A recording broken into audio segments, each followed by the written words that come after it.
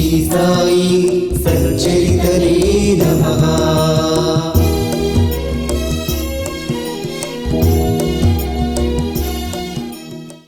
Shri Sai Satcharitra ఓవి to ఓవి మూల గ్రంథము శ్రవణ పారాయణ 16వ అధ్యాయం. శ్రీ గణేశాయ నమః. శ్రీ సరస్వత్యై నమః. శ్రీ గురుభ్యో నమః. శ్రీ కులదేవతాయై నమః.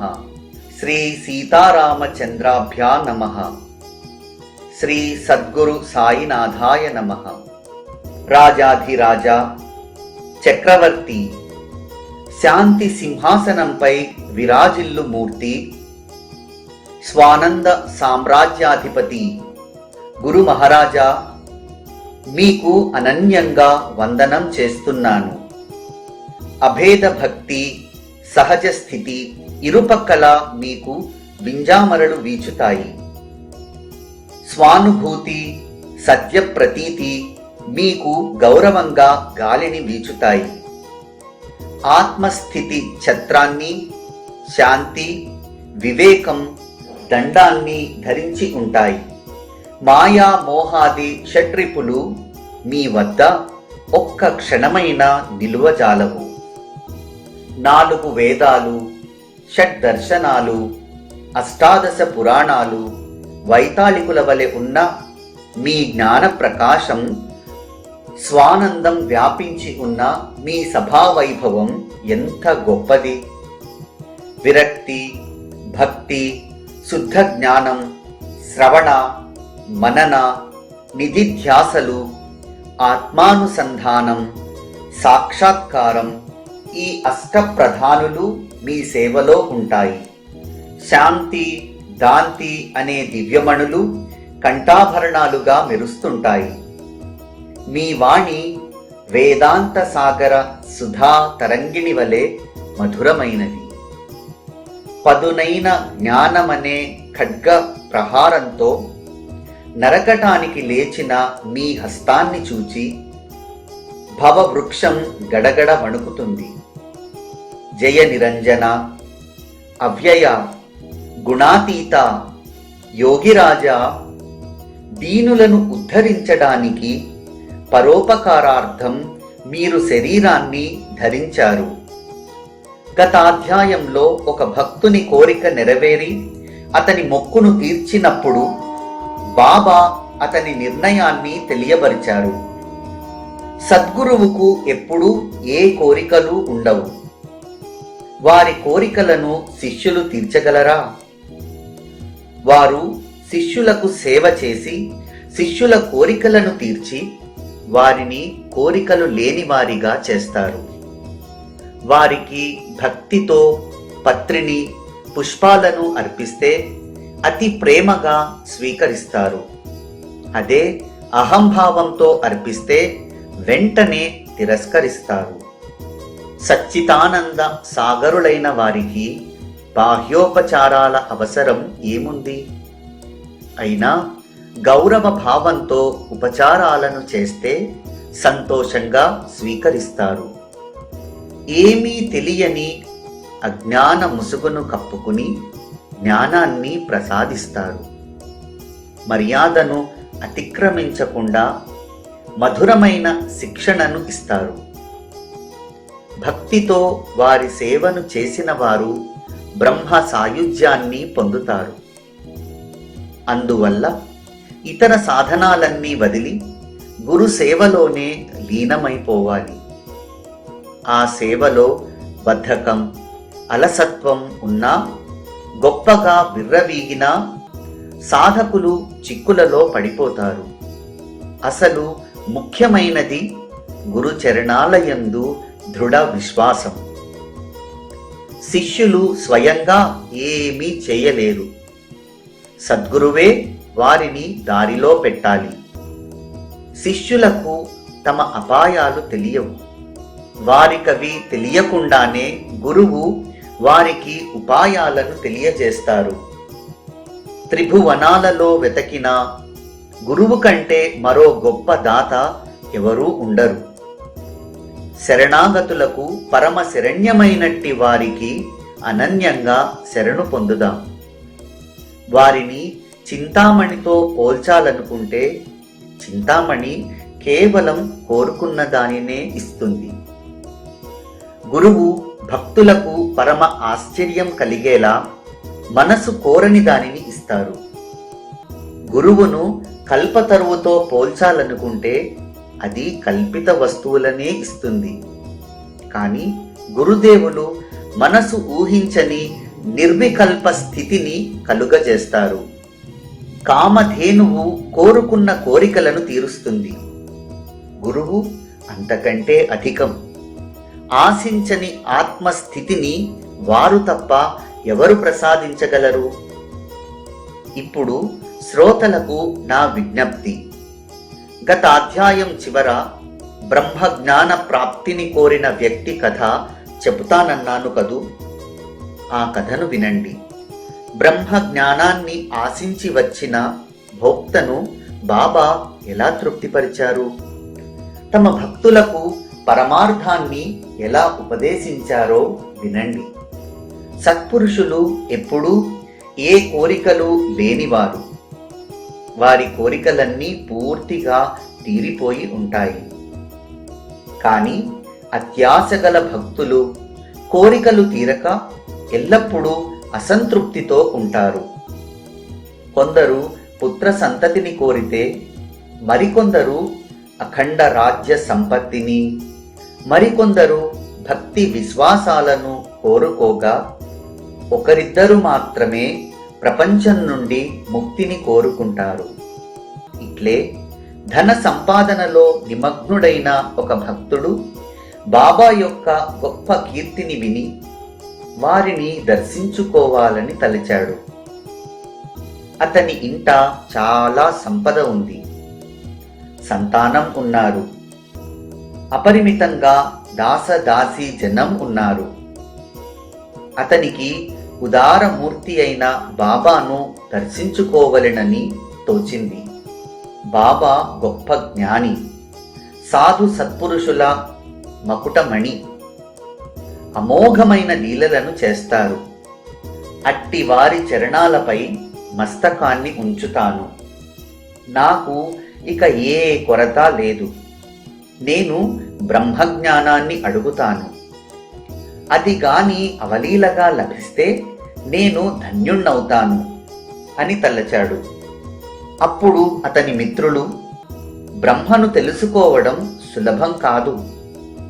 నీ వంటి లోభికి బ్రహ్మ ప్రకటమవటం దుస్సాధ్యం. ధనం, భార్యా బిడ్డల కంటే వేరే ఆనందం తెలియని వానికి బ్రహ్మ కేవలం భ్రాంతి. అట్టి వారికి విశ్రాంతి ఎక్కడిది? ఇంద్రియ శక్తి క్షీణించిన తరువాత ప్రపంచంలో ఎవరూ గౌరవించరు.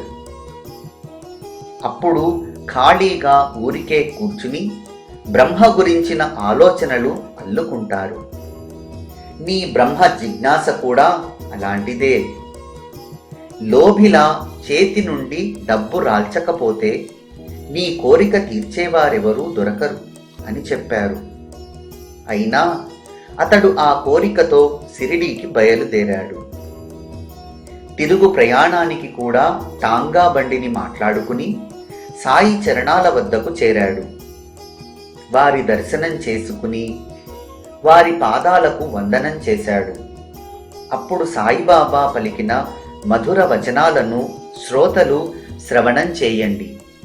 ఈ సాయి కథ కల్పతరువును ఏకాగ్రత అనే నీటితో తడిపితే చక్కగా ఉంటుంది.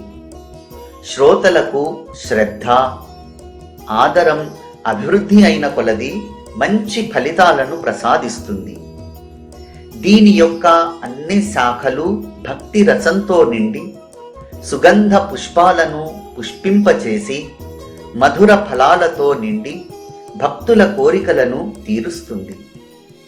బ్రహ్మ జ్ఞానాన్ని కోరిన వ్యక్తి బాబాతో, బాబా, బ్రహ్మను చూపించండి, నేను అందుకోసమే వచ్చాను. షిరిడీ బాబా బ్రహ్మను అతి త్వరగా చూపిస్తారని ప్రజలంటుంటారు. నేను ఆ కోరికతోనే ఇంత దూరం వచ్చాను. ప్రయాణంలో చాలా శ్రమపడ్డాను, అయినా బ్రహ్మజ్ఞానం లభిస్తే నేను కృతకృత్యుణ్ణవుతాను అని అన్నాడు. బాబా అతనితో ఇలా అన్నారు, నీవేం చింతపడకు, ఇప్పుడు నీకు ఖచ్చితంగా బ్రహ్మను చూపిస్తాను. ఇక్కడ అంతా నగదు వ్యవహారమే, అప్పు మాటే లేదు. నీవలే అడిగేవారు దుర్లభం. అంతా ధనాన్ని సంపదను కోరుతారు. కష్టాలను రోగాలను నివారించండి అని అడుగుతుంటారు.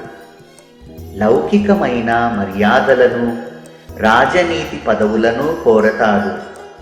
ఎప్పుడూ సుఖాలనే అడుగుతుంటారు. కేవలం ఐహిక సుఖాల కోసం జనం షిరిడీకి పరిగెత్తుకుని వచ్చి ఫకీరునైన నన్ను భజిస్తారు. కానీ బ్రహ్మను ఎవరు అడుగరు. నాకు అటువంటి భక్తులు అనేక మంది. నీ వంటి వారు ఇక్కడ కరువు.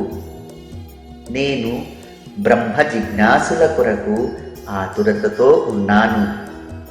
నాకు ఈరోజు పర్వదినం. బ్రహ్మ వస్తువుపైని భీతితో సూర్యచంద్రులు నియమంగా ఉదయించడం, నియమంగా అస్తమించడం, వాని ప్రకాశం నియమబద్ధంగా ఉండడం, గ్రీష్మ వసంతాది ఋతువులు, ఇంద్రాది దేవతలు, రాజులు నియమంగా ప్రజలను పాలించడం అన్నింటికీ మూల కారణం బ్రహ్మయే. అందువలన శరీరం విడిపోకముందే వివేకవంతులు బ్రహ్మజ్ఞానాన్ని సాధించడానికి ప్రయత్నిస్తారు. అది లేకపోతే జనన మరణాల పునరావర్తన ఆగకుండా వెంటే ఉంటాయి. బ్రహ్మను తెలుసుకోకుండా శరీరం పతనమైపోతే ప్రాపంచిక బంధనాలు తొలగిపోవు. కనుక పునర్జన్మ తప్పదు. బ్రహ్మ ఏమిటో నేను నీకు సర్వం చూపిస్తాను, చూడు. చుట్టపడి ఉన్న బ్రహ్మజ్ఞాన సారాన్ని, నిన్ను నఖశిఖాంతం పెనవేసుకుని ఉన్నదాన్ని నేను బయటికి తీసి చూపిస్తాను. ఎంతటి మధురవాణి అది! ఎంతటి మధురవాణి అది! కేవలం అద్వైత సుఖాల గని. సంశయ ఆందోళనలు గల వారిని ఉద్ధరించ సామర్థ్యం కలిగినది. క్షణికానందాన్నిచ్చే సుఖ ప్రలోభాలలో అహోరాత్రులు చిక్కుకున్న వారిని కూడా బాబా వచనాలు మంచి విహితాచరణలో పెడతాయి. చింతామణి ప్రసన్నమైతే లౌకిక సుఖాలు లభిస్తాయి. మహేంద్రుడు ప్రసన్నమవుతే స్వర్గ సంపదలు లభిస్తాయి. ఇంతకంటే ఘనంగా గురువు అలౌకికమైన వాణిని ప్రసాదిస్తారు. గురువుకు సమానమైన దాత లేరు. వారు ప్రసన్నులవుతే దుర్లభమైన బ్రహ్మను భక్తులకు చూపిస్తారు. వారి మధుర గాథను శ్రవణం చేస్తే ప్రాపంచిక వ్యధలను మర్చిపోవచ్చు. బ్రహ్మను కోరి వచ్చిన వానికి ఎలా పాఠం చెప్పాలో బాబాకు తెలుసు. అతనిని కూర్చోబెట్టి అతడు కోరి వచ్చిన విషయాన్ని మరిచిపోయేలా, ఇతర విషయాలలో లీనమయ్యేలా చేశారు. తరువాత బాబా ఒక కుర్రవాణిని దగ్గరకు పిలిచి, వెంటనే నందు వద్దకు వెళ్ళు. బాబాకు 5 రూపాయలు అత్యవసరం కనుక కాసేపటి కోసం అప్పు వెంటనే ఇవ్వమని అతనితో చెప్పు అని అన్నారు. ఆ అబ్బాయి నందు వద్దకు వెళ్ళగా అతని ఇంటికి తాళం వేసి ఉంది. వెంటనే తిరిగి వచ్చి ఆ విషయాన్ని బాబాకు మనవి చేశాడు. బాబా అబ్బాయితో, మళ్ళీ వెళ్ళు, బాలా వ్యాపారి ఇంటి వద్దే ఉండి ఉంటాడు. అదే మాట అతనితో చెప్పి రూపాయలను తీసుకొనిరా అని చెప్పారు. అక్కడికి వెళ్ళడం కూడా వృధా అయింది. బాలా కూడా అప్పుడు ఇంట్లో లేడు. ఆ మాటే అబ్బాయి బాబాతో ఆదరంగా చెప్పాడు. బాబా వెంటనే అతనిని మరో ఒకరిద్దరి వద్దకు పంపారు. ఆ అబ్బాయి వృధాగా తిరిగి అలసిపోయాడు. కానీ ఎక్కడైనా గవ్వైనా దొరకలేదు. సర్వాంతర్యామి అయిన బాబాకు ఆ సమయాన నందు గాని బాలా వ్యాపారి గాని ఇంట్లో ఉండరని పూర్తిగా తెలుసు. మానవుని రూపంలో కదలాడుతూ మాట్లాడుతూ ఉన్న సజీవ బ్రహ్మ సాయి. వారికి 5 రూపాయలు కరువా? బ్రహ్మను కోరి వచ్చిన వ్యక్తి కోసం అలా అద్భుతాన్ని చేశారు. బంధువులు ఇంటికి వస్తే వారి కోసం తయారు చేసిన హల్వా, మృష్టాన్నం వగైరా ఇతరులకు కూడా లభిస్తుంది.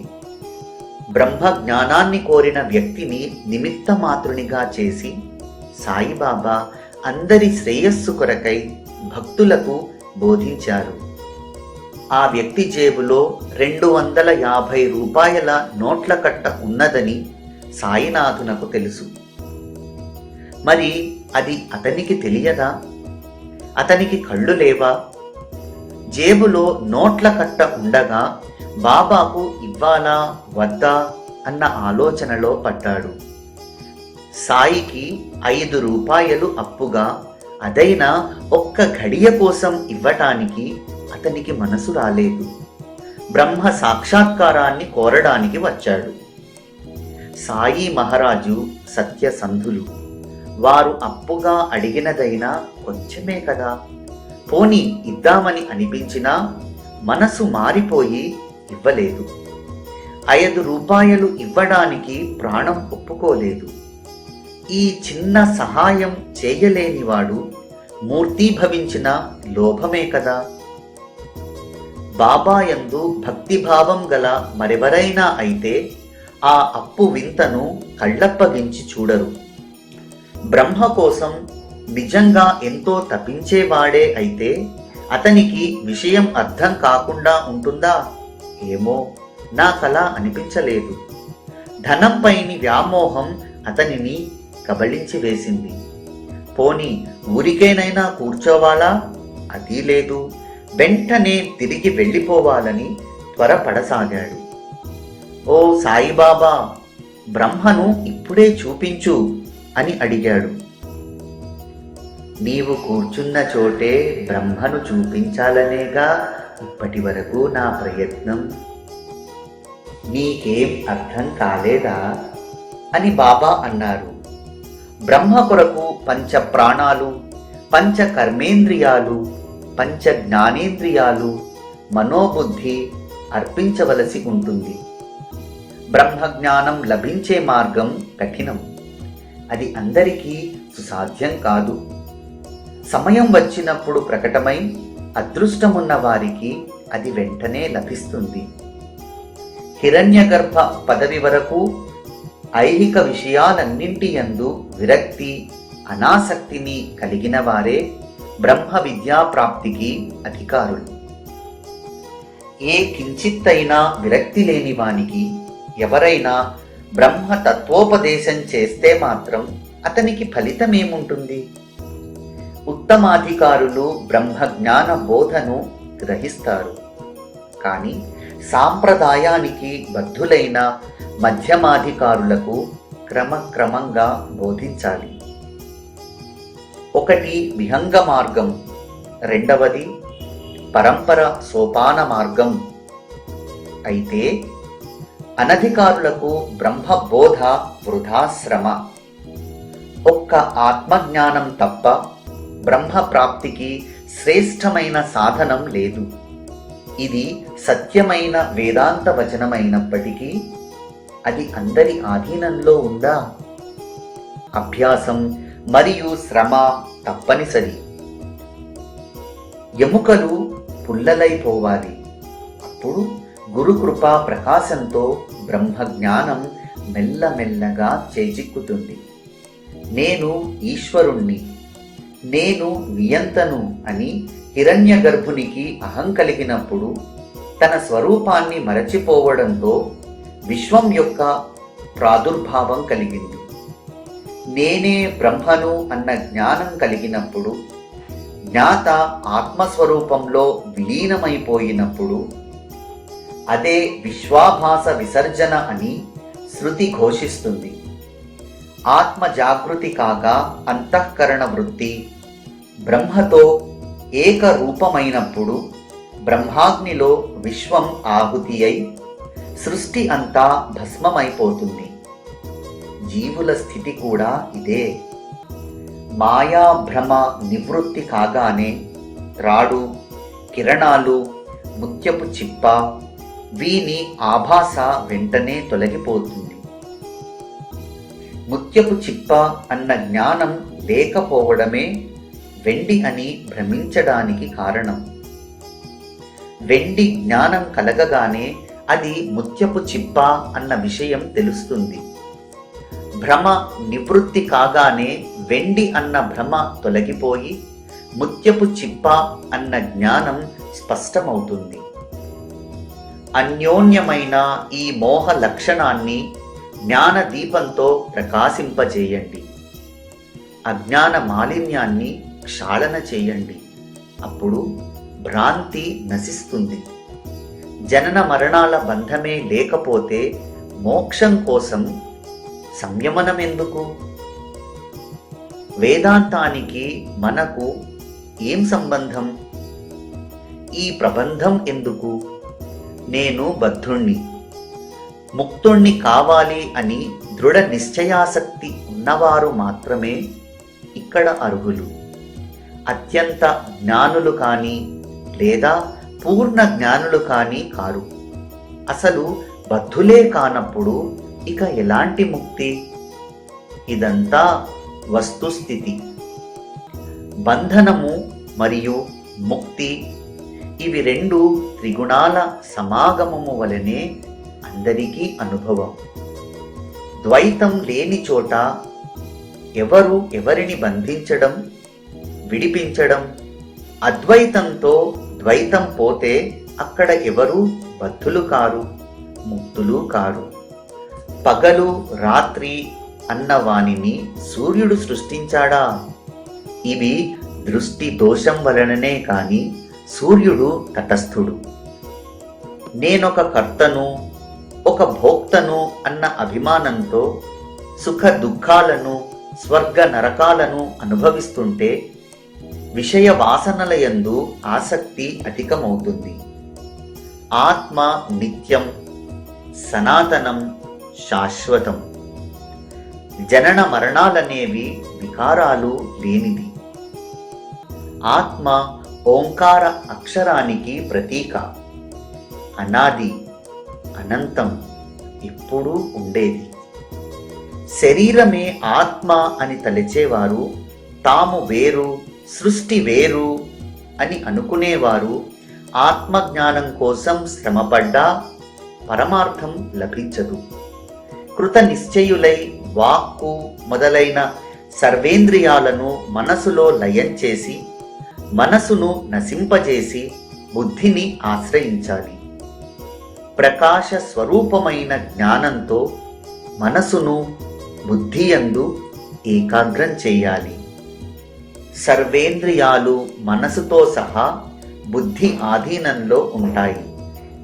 కుండకు ఆది కారణం మట్టి, అట్లే ఇంద్రియాలకు బుద్ధి. ఇది దాని నిత్య స్థితి. బుద్ధి యొక్క వ్యాపకత్వం ఈ విధంగా ఉంటుంది. బుద్ధి తన వ్యాపకత్వ గుణంతో మనసు, సకలేంద్రియాలను వ్యాప్తిస్తుంది. బుద్ధిని సర్వవ్యాపి అయిన మహత్తత్వంతో, ఈశ్వరతత్వంతో లయం చేసి మహత్తత్వాన్ని ఆత్మతత్వంలో విలీనం చేయాలి. ఈ విధంగా సామరస్యాన్ని సాధిస్తే ఆత్మస్వరూపం నిర్ధారణగా ప్రకటమవుతుంది. అప్పుడు వెండి, ఎండమావి, సర్పాకారం కేవలం దృష్టి వికారాలని అర్థమవుతుంది. అశేష విశేషరహితమైనట్టి జనన మరణాలు లేనట్టి ఆత్మ దర్శనం లేనిదే శ్రేయస్సు లేదు అని సత్పురుషులు ఎప్పుడూ చెబుతుంటారు. కార్యాలకు ఒక కారణం ఉంటుంది, కానీ ఆత్మ స్వయంభూ, కారణం లేనిది. ఆత్మ సనాతనమైనది, నూతనమైనది, స్వభావ సిద్ధంగా బుద్ధికి అందనిది. ఆకాశం వలె అవిచ్ఛిన్నం, సృష్టి లయలకు అతీతం. ఓం ప్రణవం ఆత్మకు ఆలంబనం. ఆత్మ నిరాధారం, నిష్కళంకం. బ్రహ్మను తెలుసుకోవాలి, అపర బ్రహ్మను పొందాలి. బ్రహ్మకు ప్రతీక అయిన ఓంను ధ్యానించాలి, ఎల్లప్పుడూ ఉపాసన చేయాలి. సర్వ వేదాల సారమైన ప్రణవ స్వరూపమే ఓంకారం. ఆ ప్రణవాన్ని అర్థసహితంగా నిర్ధారణగా తెలుసుకోవటమే మహావాక్యాల చింతన. వేదాలు స్వయంగా ప్రతిపాదించినది. జనులు బ్రహ్మచర్య నియమాలను ఆచరించి అత్యంత ప్రయత్నంతో సంపాదించిన దానిని ఓం అని అంటారు. ఆ పరమపద ప్రాప్తికి మార్గం అతి దుర్గమమైనదే అయినా సద్గురు అనుగ్రహమున్న సాధకులకు సుగమమే. ఇంద్రియాలలో అతి స్థూలమైన దాని నుండి క్రమంగా సూక్ష్మం వరకు స్థూల సూక్ష్మ తారతమ్యంతో నిర్విరామంగా ప్రయత్నం చేస్తే సాధకులు సాధించగలరు. ఓం శబ్దంతో ఉచ్చరించే ఓం అక్షరం సకల తపస్సుల సారం. ఆ శబ్దాన్ని ఉచ్చరించిన మాత్రాన దాని అర్థం స్ఫురిస్తుంది. దానిని నిరంతరం స్మరిస్తే సాక్షాత్కారం కలుగుతుంది. ఏ వికారాలు, మార్పులు, వృద్ధి క్షయాలు లేని సర్వవ్యాపక చైతన్యమైన ఆత్మను తెలుసుకున్నట్టి సద్గురువు యొక్క అనన్య భక్తుడు ధన్యుడు. ఆధ్యాత్మిక, అధిభౌతిక, అధిదైవికమనే త్రివిధ తాపాల్లో ఎప్పుడూ తపించిపోయేవారు ఈ భాగ్యాన్ని ఎలా అనుభవించగలరు? ఈ వైభవం ఒక్క సత్పురుషులకే పరిమితం.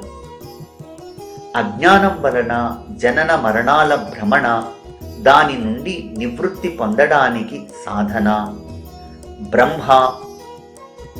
బ్రహ్మ మరియు ఆత్మ ఒక్కటే అన్న ఏకత్వ భావన, అది ఇక్కడే సంభవం.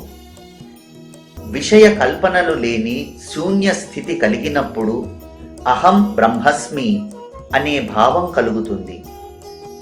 వేదాలలో మహావాక్యాన్ని అనవరతం స్మరిస్తుంటే బుద్ధి సహజ స్థితిని పొందుతుంది. అప్పుడు గురువచనాలు, శాస్త్ర ప్రమాణాలు అనుభవంలోకి వచ్చి అంతఃకరణ బాహ్యవృత్తి, మనసుతో సహా శాంతించి ఆత్మజ్ఞానం లభిస్తుంది. అదే ఉత్తమ దర్శన ప్రాప్తి. అప్పుడు విషయ సుఖాలపై విరక్తి కలిగి అజ్ఞానం మొదలగు హృదయ గ్రంథులు విడిపోయి అవ్యక్తంలో ప్రవేశం దొరుకుతుంది. సూర్యకిరణాలలోని అతి సూక్ష్మ కణం కంటేను అతి సూక్ష్మమైనది, అణువు కంటేను అత్యంత సూక్ష్మమైనదని ఆత్మను నిర్ధారించారు. పెద్ద వస్తువుల కంటే పెద్దది బ్రహ్మాండం. బ్రహ్మాండం కంటేను మహత్తరమైనది ఆత్మ. అయినా ఇవన్నీ సాపేక్ష ప్రమాణాలు. ఆత్మ ప్రమాణాతీతం. సూక్ష్మత్వంలో నామరూపాధులన్నీ కేవలం ఉపాధులు. ఆత్మ నిరుపాధికం, పరిపూర్ణం. ఆత్మకు జననం లేదు, మరణము లేదు. ఆత్మకు మూల కారణం కూడా లేదు. ఆత్మ జననం లేనిది, నిత్యం, శాశ్వతం, సనాతనమైనది. ఆత్మను ఇది అని నిర్ధారించడం కష్టం. ఓంకార ప్రతీక అయిన బ్రహ్మయే దాని మూల స్వరూపం. ఆగమ నిగమాలకు కూడా అంతుపట్టని ఆత్మ అందరికీ సులభ సాధ్యమా? ఆత్మను ఇది అని నిర్ధారించలేక వేదాలు అలసిపోయినాయి. తాపసులు వనవాసులయ్యారు. ఉపనిషత్తులు చేతులు వ్రేలాడేశాయి. ఎవరికీ దాని అంతు చిక్కలేదు. ఆత్మస్వరూపాన్ని తెలుసుకోవడానికి అభేద దర్శులైన ఆచార్యులు కావాలి. ఇతరులకి అది సాధ్యం కాదు. తార్కికులకు అక్కడ ప్రవేశం లేదు. కేవలం తర్కం చేసేవారికి అక్కడ చోటు లేదు. వారు భ్రమలలో గిరగిరా తిరుగుతుంటారు. అగమ్యాచారులకు తప్ప ఇతరులకు ఆత్మజ్ఞానానికి కావలసిన స్థిరమైన బుద్ధి ఉండదు. స్వబుద్ధి వలన సిద్ధాంతాలనే అనంత తారలు 84 లక్షల జనన మరణాలను తప్పించలేవు. అగమ్యాచరుడనే చంద్రుడు ఒక్కడు చాలు. అజ్ఞానాంధకారం లవలేశమైనా ఉండదు. బహు ప్రయాసతో ఇతరులు సాధించలేని దానిని సద్గురువును దృఢంగా పట్టుకున్నవారు అల్ప ప్రయాసతో సాధించగలరు. వారికి బ్రహ్మజ్ఞానం ప్రకటమవుతుంది. దానితో అజ్ఞానం తొలగిపోయి సచ్చిదానంద స్వరూపం స్థిరపడి ఆత్మస్వరూప స్థితి అనుభవంలోకి వస్తుంది. దీనికి మరో పేరు మోక్షం. జీవులు అధికంగా ఆపేక్షించదగినది దే. దీనికోసమే జీవులు నిరంతరం చాలా శ్రమపడతారు. దీనికోసమే బ్రహ్మ యోగనిష్ఠులు ఎల్లప్పుడూ అంతర్నిష్టలో ఉంటారు. మనసు చంచలమైనప్పుడు విషయాలు కల్లోలపరుస్తాయి. ఆత్మస్వరూపంలో స్థిరులైన వారి మనసు స్థిరపడి విషయాలు క్షీణించిపోతాయి.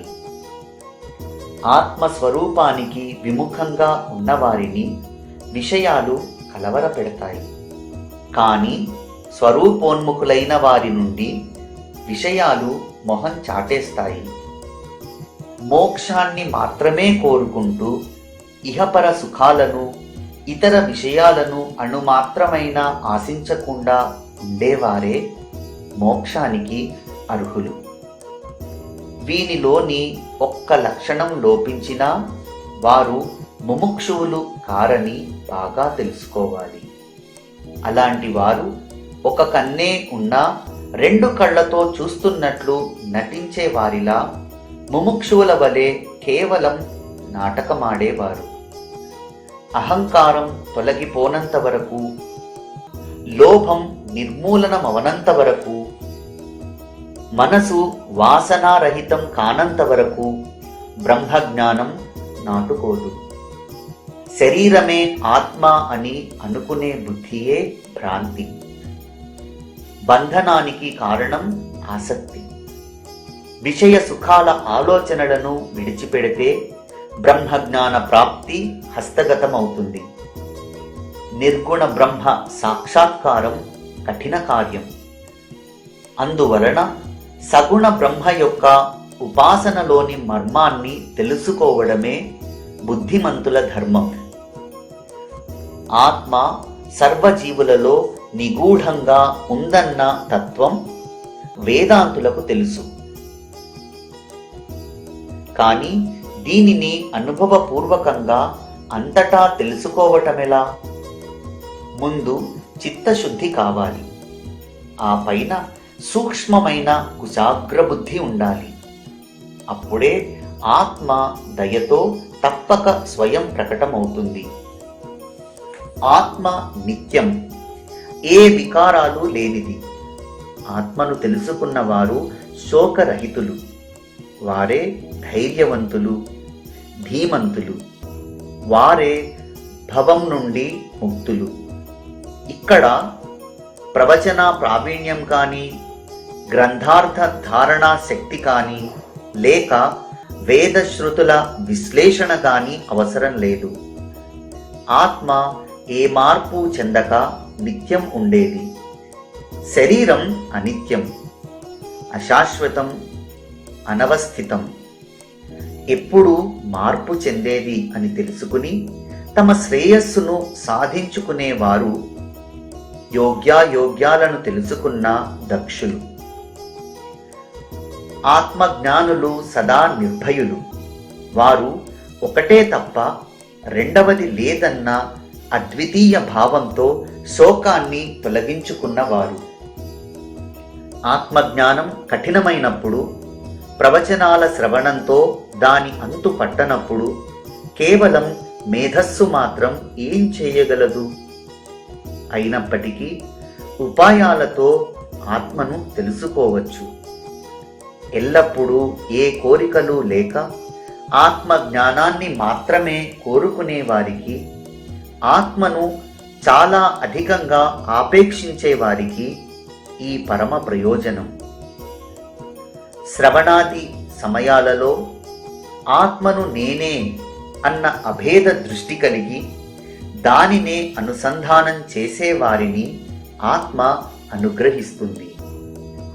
ఎప్పుడూ దురాచారాలలో ఆసక్తులై, అస్థిరులై, అశాంతితో అలమటించే వారి మనసు ఏకాగ్రం కాదు. అటువంటి వారు జ్ఞానులైనా సరే ఆత్మ జ్ఞానాన్ని పొందలేరు. శృతి, స్మృతి ప్రతిపాదితమైన యోగ్యమైన కర్మలను చేస్తూ అవిహిత కర్మలను త్యజించి ఎల్లప్పుడూ ఏకాగ్ర చిత్తులై ఉండేవారికి ఆత్మ అంకితమైపోతుంది. దుశ్చరితాల నుండి విముఖులై ఆచార్యులైన గురు చరణాలలో వినమ్రత కలిగి ఫలాపేక్ష లేని వారికే ఆత్మ ప్రాప్తిస్తుంది. విషయ సుఖాలలో కోరికలు తీరనంత వరకు, కేవలం ఆత్మనే కోరుకోనంత వరకు, సకల మనోవృత్తి ఆగిపోనంత వరకు ఆత్మారాముడు దుర్లభం. జిజ్ఞాసువుల తపస్సును గని ఆత్మకు స్వయం దయ కలిగి తన స్వరూపాన్ని తానే ప్రకటన చేస్తుంది. కానీ ఇది గురువులు లేకుండా సులభ సాధ్యం కాదు. ఆత్మస్వరూప ప్రాప్తికి సాధకులు శ్రవణ మననాదులను, అభేద భావాను సంధానాన్ని చక్కగా చేస్తే ఆత్మజ్ఞానం లభిస్తుంది. ఈ ప్రపంచమంతా అజ్ఞానమయం. ప్రపంచ వ్యాప్తికి మూల కారణం అజ్ఞానమే. జ్ఞానం వినా మోక్షానికి మరో వేరే ఆధారం లేదని తెలుసుకోవాలి. అనుమానం మరియు యుక్తి ప్రభావం ఇవి శాస్త్ర జ్ఞానాన్ని అనుభవంలోకి తెచ్చుకోవడానికి. మనసులోని ప్రపంచం నశించిపోతే జ్ఞానోద్భవం, లేదా అది అసంభవం. మహాత్ముడైన పాపాత్ముడైన జీవాత్మయే పరమాత్మయని తెలుసుకుని వ్యవహరించేవాడు మహాత్ముడు. అతడొక్కడే అభేదాత్మ. బ్రహ్మత్వైకత్వ జ్ఞానమే జ్ఞానం యొక్క పర్యవసానం. ఆత్మజ్ఞానం ఒక్కసారి కలుగగానే సమస్తమైన అజ్ఞానం నశించిపోతుంది. ఆత్మజ్ఞానం కలిగితే చాలు, ఇక తెలుసుకోవలసినది ఏమీ మిగలదు. వస్తుజాతమంతా వారికి కరతలగతంగా సాక్షాత్కారమవుతుంది. ఆత్మజ్ఞానం వలన ప్రపంచ నివృత్తి మరియు వెంటనే శుభప్రదమైన మోక్షంతో పరమానంద ప్రాప్తి. ఆత్మ సూక్ష్మం కంటే సూక్ష్మం, మహత్తు కంటే మహత్తరం అని చెప్పటం ఆత్మ యొక్క సర్వవ్యాపకత్వాన్ని బుద్ధికి తెలియజేయడానికి. ఆత్మ స్వయంగా సూక్ష్మం కాదు, మహత్తు కాదు. అక్కడ తరతమ భేదాలు కల్పితం. అబ్రహ్మస్తంభ పర్యంతం ఆత్మ చరాచరాలలో పరిపూర్ణంగా ఉంది. ఏ హద్దులు లేని అనిర్వచనీయమైన ఈ ఆత్మ యొక్క అస్తిత్వాన్ని బుద్ధికి తెలియజేయడానికి ఆత్మను వాక్కుతో, వచనాలలో పరిమితం చేస్తారు. అసలైన ఆత్మ రహస్యం కేవలం బుద్ధి వైభవ యోగంతో చేజిక్కదు. సద్గురువుల, సాధు సత్పురుషుల సాంగత్యంలో ఉండి వారిని సేవించి వారి కృపను పొందిన వారికి ఆత్మప్రాప్తి. బ్రహ్మజ్ఞాన వివరణ కేవలం కొన్ని గ్రంథాలలో మాత్రమే నిండి ఉందా? సద్గురు కృప లభించకపోతే కల్పాంతంలో కూడా అది కైవసం కాదు. నిత్య నైమిత్తిక కర్మలను చేసుకున్నా, మనసులో పరిశుద్ధమైన సంస్కారాలు లేకపోయినా బ్రహ్మ జ్ఞానానుభవం అసలు సంభవం కాదు. ఒక్క బ్రహ్మ మాత్రమే నిత్యం, మిగతావన్నీ అనిత్యం. దృశ్యజాతమంతా శాశ్వతం కాదు. ఇది సత్యం, ముమ్మాటికి సత్యం. బ్రహ్మను గురించి చెప్పేవారు లభించరు. అట్లే బ్రహ్మ జ్ఞానాన్ని వినే పవిత్రులైన శ్రోతలు దొరకరు. ప్రేమమయులు, అనుభవశీలురు అయిన సద్గురువులు మరీ అరుదు. అడగగానే ఇవ్వడానికి బ్రహ్మజ్ఞానం అందుబాటులో ఉందా? పర్వతాలలో, గుహలలో దాక్కుని యమ నియమాలతో కట్టుబడి ధ్యాన ధారణలో నిమగ్నమైన వారికి కూడా అది దొరకదు. గురువు అనుగ్రహం లేకపోతే బ్రహ్మజ్ఞానం లభించదు. అటువంటిది నీ వంటి మూర్తీభవించిన లోభ స్వరూపానికి ఎలా లభిస్తుంది బాబు? డబ్బు ఆశ బాగా ఉన్నవారికి బ్రహ్మజ్ఞాన ప్రాప్తి కల్పాంతరంలో ఉన్నా ఎప్పుడూ లభించదు. దీనిని బాగా గుర్తుంచుకో. పరమార్థాన్ని శ్రవణం చేసినా, విషయ సుఖాలను చింతన చేస్తూ ప్రపంచాన్ని నిధిధ్యాసన చేసేవారికి ఆత్మ సాక్షాత్కారం ఎలా సాధ్యం? మల విక్షేపణ ఆవరణాలలోనే త్రిదోషాలతో ఉన్న అంతఃకరణాన్ని నిష్కామ కర్మతో మలక్షాళనం చేసే విక్షేపాన్ని ఉపాసనతో తొలగించాలి. ఇలా స్వకర్మ మరియు ఉపాసన చేయగా చిత్తం పరిపక్వమవుతుంది. మల విక్షేపాలు నిర్మూలం కాగా ఆవరణ మిగులుతుంది. ఈ ఆవరణ సర్వ అనర్థాలకు బీజం. సూర్యుని ప్రకాశంతో అంధకారం తొలగిపోయేలా జ్ఞానం ప్రకటమవగానే అజ్ఞాన ఆవరణ నశిస్తుంది. వేదాంతంలో నిష్ణాతులైన వారు వర్ణించిన సత్య జ్ఞానానంద లక్షణాలు గల బ్రహ్మను జ్ఞానులు మాత్రమే తెలుసుకోగలరు. మసక చీకటిలో ఒక బాటసారి అడవిలో నడుస్తూ ఒక చెట్టు మొండెంను చూచి దొంగ అనుకుని భయపడిపోయి అక్కడే దాక్కుంటాడు. నేనొక్కడే ఉన్నాను, నా వద్ద డబ్బుంది, వాడు దోపిడీ చేసే దొంగలా ఉన్నాడు, ఇప్పుడేం చెయ్యాలి? ప్రాణంపై ఇక భరోసా లేదు అని అనుకుంటాడు. దూరం నుండి దీపం రాగానే చెట్టు మొండెం బయటపడి అతని భయం తొలగిపోయింది. చెట్టును చూచి దొంగ అని భ్రమించినది భ్రాంతి అని అర్థమైంది. ఇప్పుడు శ్రోతలకు బ్రహ్మజ్ఞాన ప్రాప్తికి అడ్డంకులను మనవి చేశాను.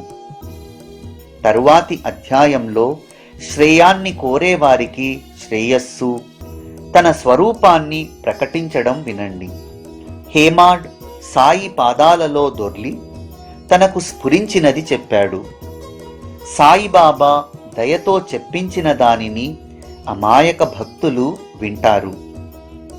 స్వస్తి శ్రీ సంత సజ్జన ప్రేరితము భక్త హేమాడ్ పంత్ విరచితము అయిన శ్రీ సాయి సమర్థ సచ్చరితంలో బ్రహ్మజ్ఞాన కథనమను 16వ అధ్యాయం సంపూర్ణం. శ్రీ సాయి సచ్చరితనే నమః